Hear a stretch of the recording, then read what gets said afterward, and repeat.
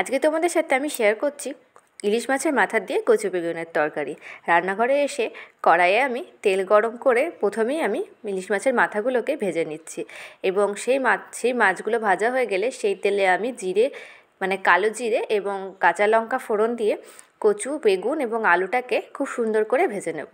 নমস্কার বন্ধুরা, যে কুক অ্যান্ড স্টাইলে সবাইকে স্বাগত। ওগুলো খুব ভালোভাবে ভাজা হয়ে আসলে নুন এবং হলুদ দিয়ে আরও ভালো করে আমি কষিয়ে নেব। আর এখানে আমি এটার জন্য যে মশলাটা ব্যবহার করছি সেটা হলো সর্ষে আর লঙ্কা। এটা ভালোভাবে ভাজা ভাজা হয়ে আসলে ওর মধ্যে আমি দিয়ে দেব বেটে রাখা মশলা। আমি আগে থেকেই বেটে রেখেছিলাম, সেটা আর আপনাদের সাথে শেয়ার করলাম না।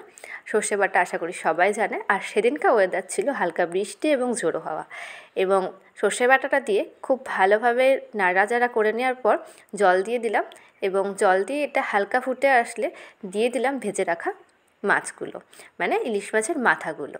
আর মাছটা তোমাদের সাথে আমি নেক্সট ভিডিওতে খুব তাড়াতাড়ি নিয়ে আসছি, ইলিশ মাছের রেসিপিটা।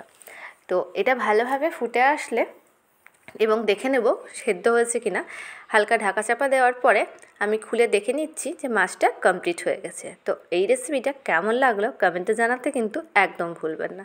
তো আজ এই পর্যন্তই, টাটা।